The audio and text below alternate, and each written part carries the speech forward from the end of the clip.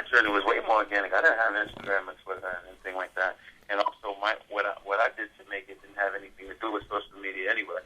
It was just about songs, writing songs and producing records for the people who wanted to sing them. So, yeah, I think it would have been the same. It's about the work you put in. I think music has changed, especially urban music in America.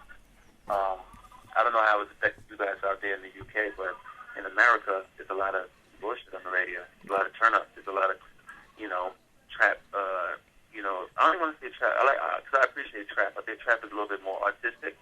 Yeah. But I think a lot of the artists out here, they're not even trying, man. And urban radio is playing it. They're finding guys off the street. A guy have a hit record in his city. Labels sign them, and they take it worldwide. And these artists aren't really true artists. They don't respect the craft. They don't respect music. They don't understand music. They're not knowledgeable of it. And they just kind of put out songs. So I definitely think that social media played a part in that. But it was already turning that way before social media got really big. Not to segue, does that affect sometimes when you have studio sessions when there's almost a certain sound that these artists or the labels want from you to match the turn-up era? What made me not want to... That's what made me stop writing songs for the past 2 years, was that people were chasing a certain type of record. They wanted these... they wanted to turn up, bro, and I believe that it's a time and place for everything. I'm not against fun songs. I'm not against club songs. But I want to say something. I want to be clever. I want to be smart and challenge myself when I write music and not just say something just because it might be hot on the radio instead of saying something that would be impactful to people forever. So I'm totally against that. I think everybody has their own journey, and I'm not upset with anybody who does that, but I personally am against that type of music.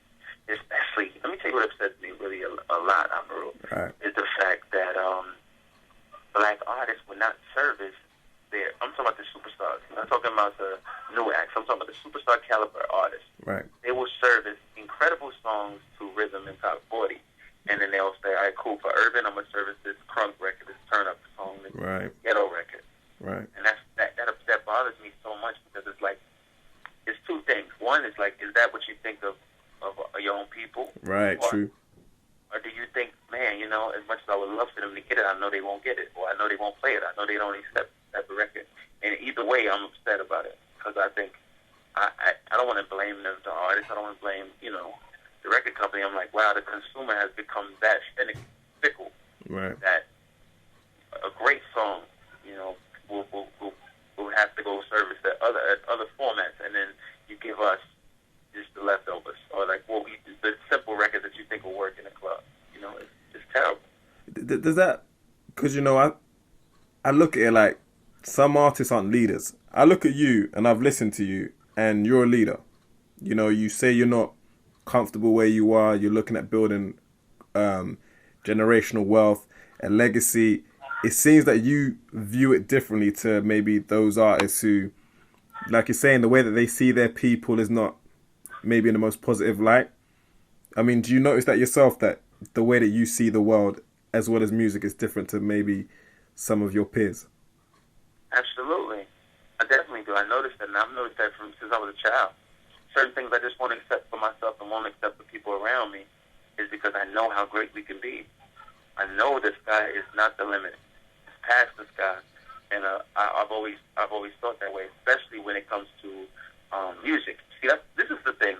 I hang out with Giuseppe Donati, right? He's a good friend of mine, right? Right. And people always say to me, you should do fashion. You like fashion and you're into that. And I said, well, that's like me telling Giuseppe that he should do music because he likes music.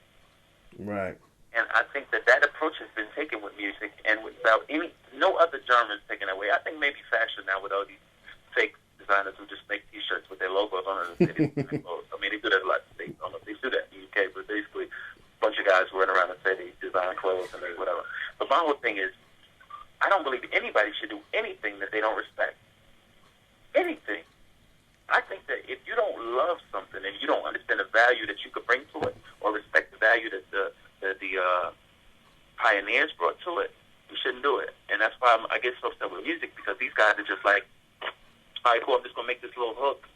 Me and my guys in the studio, we just smoked weed and came up with this idea, and then we just whatever. And you wonder why they have so many problems when it comes to dealing with fame and dealing with success and dealing with people and interacting with people, because they never wanted to be stars when they were kids.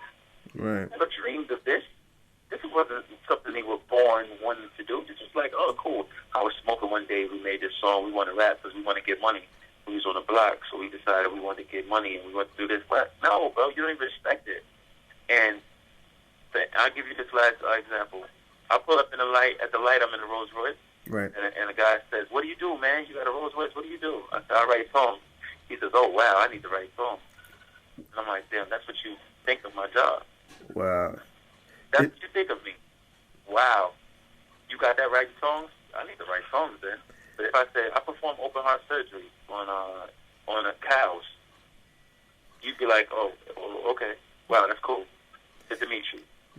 Yeah, because you look at that job as something difficult, and you look at what I do as something easy. And I can't blame you for that, because there's so many guys out here that are doing well. I don't want to say they're successful, because it's the expiration date on what they do. Yeah. They're doing well, and it seems easy. So I get why people view my job that way. They have no respect for it, because you can be successful without taking it serious.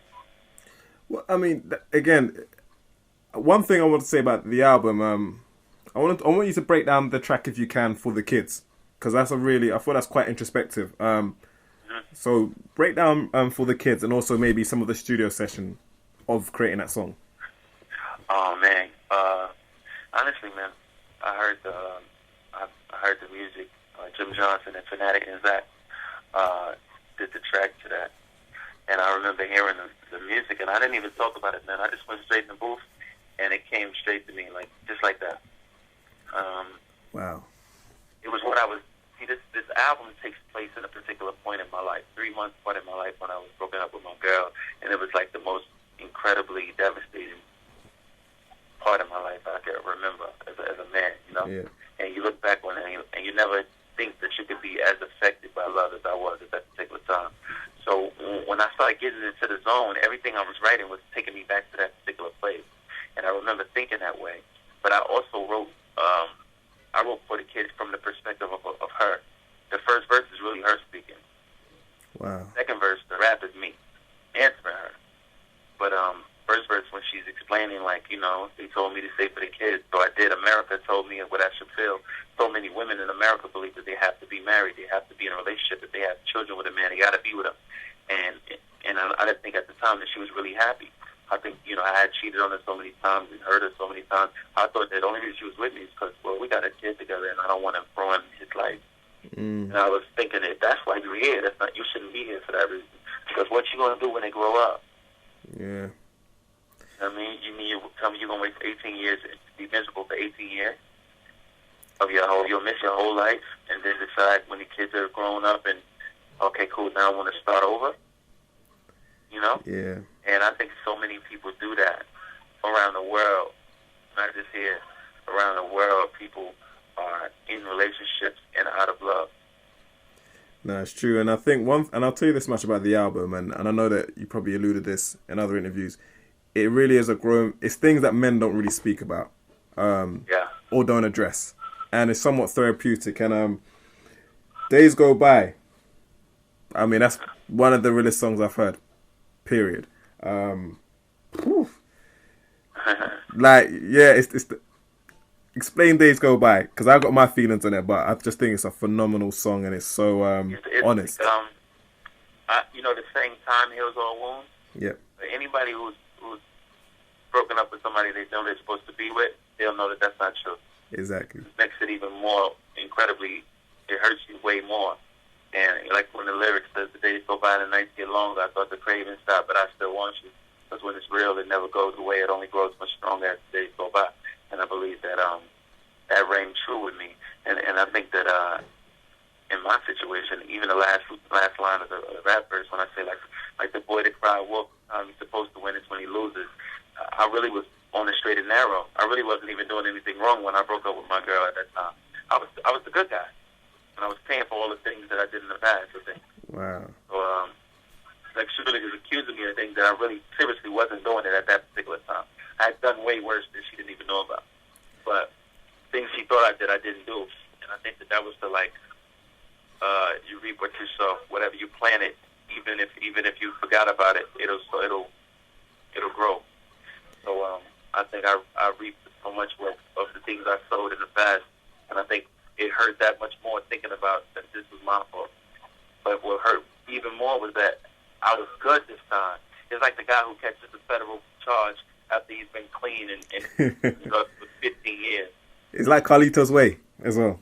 You know, feds come and get him and bust the house open and take everything, and he's like, "What? I've been legit for 20 years." Yeah. Nah, bro. You sowed a lot of seed that's coming up now. That kind of segues into somebody else. I mean, I like the way that you sequence the album. You know, because those days go by, somebody else day, you know, for the kids. That middle part, it really feels that it's interlinked with your story. Yeah.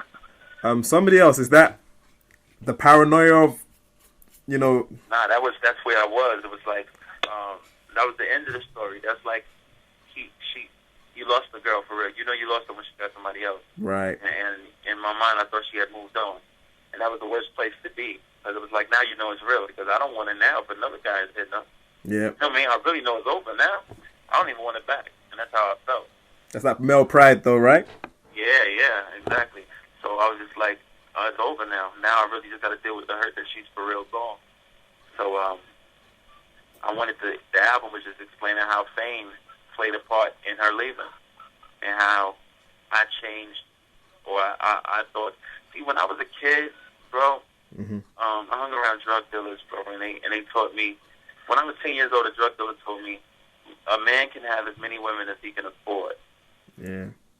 He didn't say it in a rude way. He didn't say it in a mean. He said it so really calm and natural, and it seemed so genuine that I to myself thought, really, that makes sense.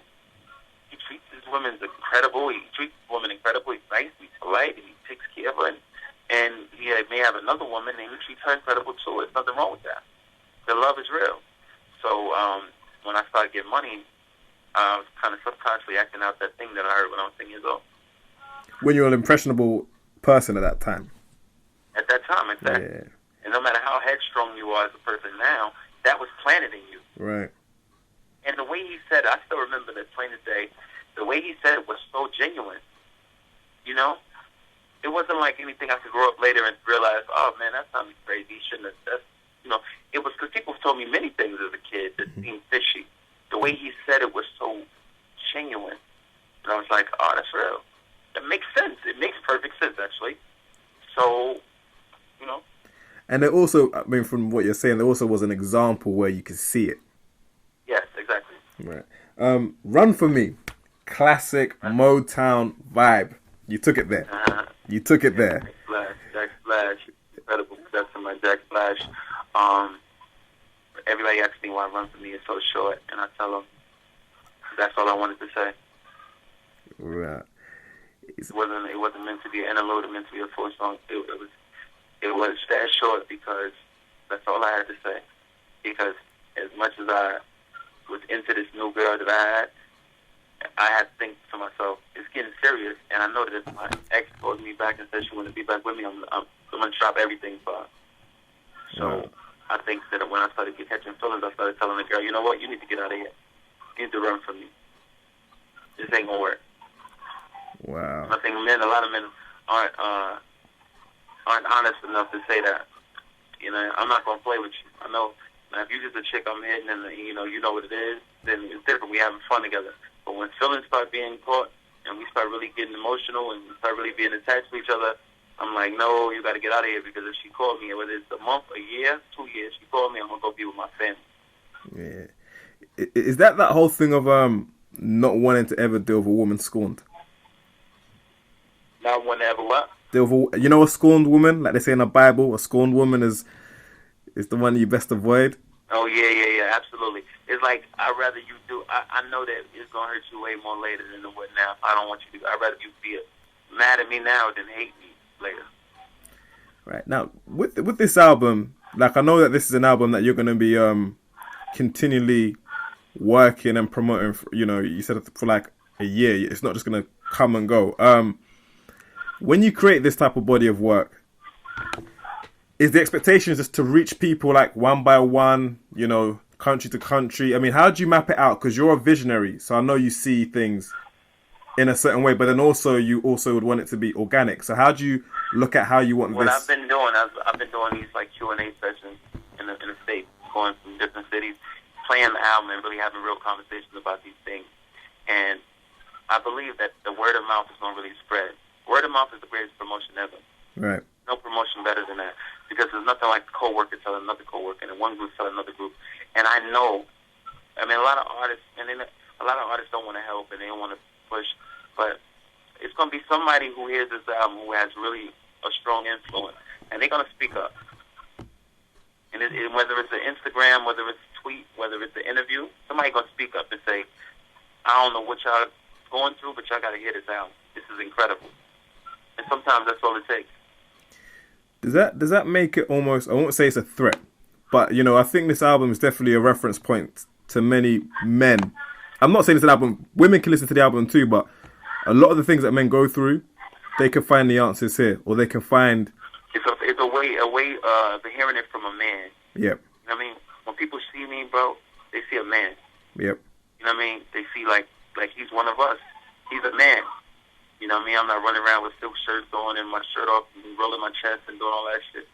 That's a man talking, and I can respect it because I don't feel weird going to the show. I don't feel uncomfortable speaking to him because he's like one of me. And I'm from the streets, and everybody know that. And they can sense that, wow, he know what he's talking about, and I don't feel weird listening to this record. Right. I mean, it's just like, even though he's singing, who cares? It's like he's so real with it, and I think that's what the energy I'm getting back. And also just the interviews and the different things that's going on, just kind of like falling into place right now with me. I think it's starting to be a real connection here at least here in the States, on a small level, but it's starting to bubble. Can we talk a bit about, because I mean, I like the album, I really do. It communicates well, like it's clear, you know, I love the production, and I like the way that you sequenced it. But going to what you said earlier, making this type of music, are you able to do this more so, not just because of your character, but because you are more comfortable than, let's say, a hungry, aspiring artist who only gets a single deal, and if that doesn't do well, they're out of here? Nah, man. These guys don't even have that in them. Trust me. They're not making this because they're not making these type of records because they haven't. Obviously, the story is different, but creativity is creativity. There's a lot of great artists who are on the same grind as me. They may not have the same resources, but I don't think any person is making a bullshit song because he feels like he needs money. Right. I think an established artist is. That's the one to do it. But a creative who, in the beginning of their career, you don't know that you broke, but you never had money, so you don't know what it feels like to have money. It doesn't make a difference. You know what I mean? Yeah, and He wants to make it, but you're not sacrificing any artistic. If you have any artistic value in yourself or equity in yourself, you respect it. When you broke, it's the time that you're really pushing. Only time you're gonna compromise who you are is when you know, like, oh man, I know I can get this type of check from this, and that's an established artist who can make that type of decision.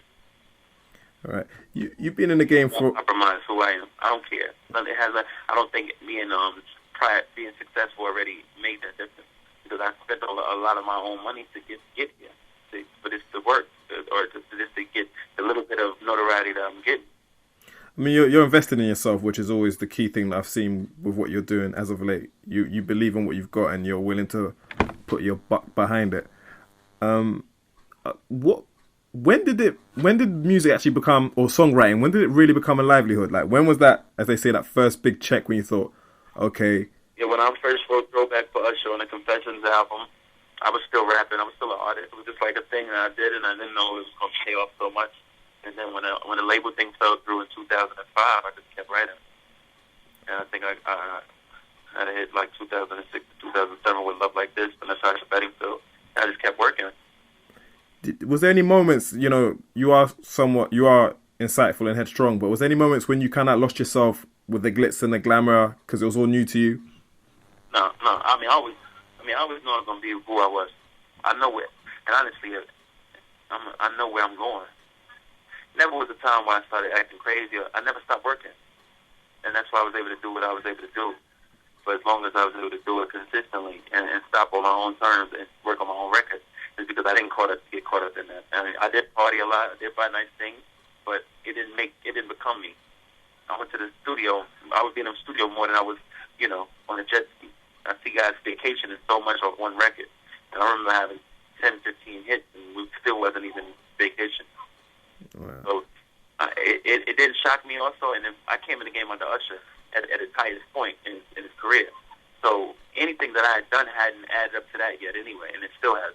So it was impossible for me to start really feeling myself the way that most people feel themselves, because I've seen it. I've been to the mountaintop. Yeah. Could is there any lessons you've learned? Well, you would have learned some or seen that you could advise these artists that you've seen, like some pitfalls, things to avoid, whether it's having the right legal team, accountants, whatever. What it is, I wouldn't spend other people's money. I wouldn't spend my own money. But that was a management mistake as well. But I look up now and I'm like, wow, what opportunities that I can get without paying for it. I was just so aggressive and just like, yo, nobody want to help me? I'm helping myself. But I should have had people in place who knew how to say, nah, bro, we can get this liquor company to pay for this. We can get this person to give us this. We can do this. We can trade this for this. And I didn't have those people in place. So I think having the right people in place who know how to make certain moves for you, that's the thing you got to really be, mindful of. And also, what would you define as Rico Love's purpose in music? Say that again? What would you define as Rico Love's purpose in music? Music is a vehicle, man. I have a message for the world, and I want to bring the whole world to God. Music is my vehicle to get there. That's it. I was put here on this earth to bring people to God. And the reason why I can bring somebody to God is because I'm so flawed and I'm so messed up. And I think that everybody we view, we look at all these powerful figures who say, oh, man, God loves you. They are people who we look at as perfect. Even though we know they're not perfect, we look at them, we don't see the flaws that they have. My flaws are public for the world. And the reason why I have to relate to everybody is because there's so much I want to tell you about how much God loves you. And the only way I can do that is if you accept the fact that, man, I ain't shit either, bro. And He love me. So I know He can love you. Yeah, that's a powerful message. How do you now see it being? I know you've signed artists before and you've spoken about I won't say some of the mistakes, but some of the challenges you've had with working with artists. How do you see it now, moving forward? I think you said you're going to change the way that you maybe are with artists in the future. But how do you see it now? Are you still looking to sign new talent? Yeah, I definitely want to sign new talent. And I know that I'm supposed to, but I'm just going to, I want to become a success first. And I think that the level of respect that I would like to have as a writer-producer is the same level of respect I want to have as an executive. And I think in this day and age, they don't respect the hits I've written. So we've already seen that. So I think that they respect a star more. Really, with all the numbers you put up? Yeah, you would be surprised at how much people don't respect what you say at this level. A person who's never had any success, you'd be surprised. But yeah, man, I think that they gotta respect it when you're larger than life. I believe Kanye West don't have no problem telling people what he wants them to do. They look at him a different way. I hear that. And last couple of questions. With all the artists going through your credit list, it's crazy. It's phenomenal. What session sticks out to you the most with all the quote unquote big name artists you've worked with? I'm always blessed when I work with Usher. He's a genius in the booth. And I always tell people that if Usher gave me the option to write his songs for the rest of my life as a career, I would do it. Really? There's not one session that stands out in my mind, but every time me and Usher in the studio, he wows me every time. And it's impossible to keep wowing a person every time. You've known him for 15 to 12 years. And every time you work with him, you still are like, you're the most incredible vocalist I've ever been around. Rico, we gotta find out. The things that he does that don't make the album, or that don't make the song, are the most incredible things you've ever heard. But we're smart enough to know that certain things people wouldn't be able to keep up with. Right. Have you ever dealt with the sense of entitlement? Because you've made some money in music. Has it been a situation where people, whether it's family, whether it's friends, where they expect you to be paying their bills, this, that, painful business ideas, because it's something that I see quite a lot happening, that people outside always have their hand out. Yeah, a lot of people want a hand out. I don't give it to them. I take care of my whole family, though. But as far as, I helped out a lot of people throughout the years, but I cut off a lot of people as well. I mean, is it being the person that you are, is that difficult having to Not at all, because I'm so giving. So you cross me one time, you're done, because I've given so much, and I'm too nice of a guy. So any type of disrespect we don't tolerate it at all. It's unacceptable. Right. And when would we have in Rico? And we gotta have you in the UK somehow, some way, man. I can't. I really want to break over there, and I believe that this album could break over there first, in a major way. So we're working on things, working on different plays to make it happen. But I really believe that I wouldn't mind going over there and spending 6 months over there just working the whole everywhere and breaking it over there. I just believe that if people may be a bit more open-minded. Yep. But I would love it, man. I would love it. I don't know how that works, but we've been working on just different ideas and strategies to get over there and without being so forced. Now, Rico, lastly, I just wanted to say, with the music industry, a lot of people say it's smoke and mirrors, it's cutthroat, there's frenemies, it's not, there's a lot of weird energies that sometimes people have to face. Going through the industry, how does your faith in God help you guide your steps? Man, it's not about the industry, it's about the world, man. People are the way they are. People always talk about how crazy the industry is, but I listen to people talking about their regular jobs and their coworkers, and they say the same type of thing. True. It's just that they got the stage. We got the stage, but the spotlight is on us. But I hear firemen talking about the politics they got to deal with. Police officers, lawyers, doctors. Oh, this person said this, and because they said this, and we were at this thing, and they didn't do it. They don't let us black people on this side do this. It's the same exact situation. I get so frustrated when people say the industry is fake, and I tell them people are fake. It just so happened that people are in the music industry. And lastly, what would you want your legacy to be in music? I want to be the greatest. I want to be arguably the greatest that ever did it. I want to affect people. I want to make music that make people cry, and make people smile, and make people laugh, and make people dance. And I want my words to be forever. There's no way Michael Jackson can ever die. I don't understand how people say, "Oh, Michael died." If Michael Jackson can't die, how could Michael Jackson possibly?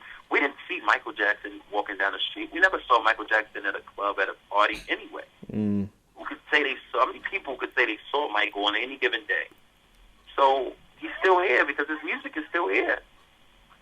Nice. That's what I want for myself. No, I definitely feel you're on your way, man, because it's very rare that you meet somebody or you speak to somebody who's so forthright and solid in their beliefs and their values, and it's definitely a great example for us to be looking forward to. So, Mr. Love, I want to appreciate you for your time. I've learned a lot. Thank you, man. In the album, it's good. Let's really build, man, on me coming out there and doing something incredible, man, and really starting to kicking it on and really starting.